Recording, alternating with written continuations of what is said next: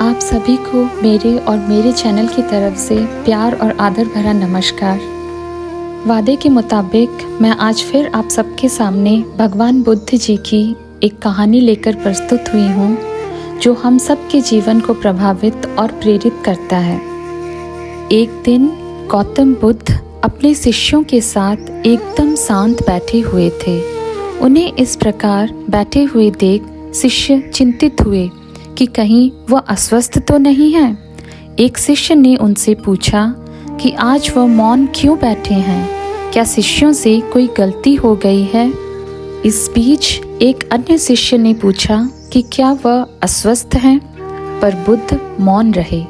तभी कुछ दूर खड़ा व्यक्ति जोर से चिल्लाया, आज मुझे सभा में बैठने की अनुमति क्यों नहीं दी गई है। बुद्ध आंखें बंद करके ध्यानमग्न हो गए। वह व्यक्ति फिर से चिल्लाया, मुझे प्रवेश की अनुमति क्यों नहीं मिली। इस बीच एक उदास शिष्य ने उसका पक्ष लेते हुए कहा कि उसे सभा में आने की अनुमति प्रदान की जाए। बुद्ध ने आंखें खोली और बोले, नहीं, वह अछूत है, उसे आज्ञा नहीं दी जा सकती। यह सुनकर शिष्यों को बड़ा आश्चर्य हुआ। बुद्ध उनके मन का भाव समझ गए और बोले, हाँ, वह अछूत है। इस पर कई शिष्य बोले, हमारे आश्रम में जात पात का कोई भेद ही नहीं, फिर वह अछूत कैसे हो गया। तब बुद्ध ने समझाया, आज वह क्रोधित होकर आया है। क्रोध से जीवन की एकाग्रता भंग होती है। क्रोधी व्यक्ति प्रायः मानसिक हिंसा कर बैठता है, इसलिए जब तक वह क्रोध में रहता है तब तक अछूत होता है। इसलिए उसे कुछ समय एकांत में रहना चाहिए।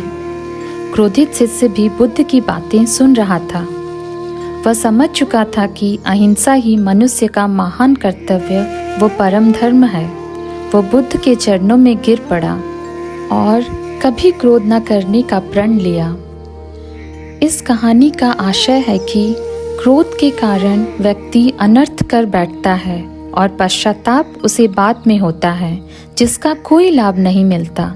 इसलिए हमें क्रोध नहीं करना चाहिए। असल मायने में क्रोधित व्यक्ति अछूत हो जाता है और उसे कुछ देर के लिए अकेला छोड़ देना चाहिए।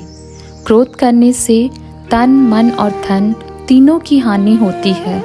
क्रोध से हानिकारक और कोई चीज़ नहीं। अगर आपको ये वीडियो पसंद आया हो तो प्लीज़ वीडियो पर एक लाइक कीजिए और मेरे चैनल को सब्सक्राइब कीजिए। फिर मिलेंगे एक और कहानी के साथ अगले बुधवार। बाय।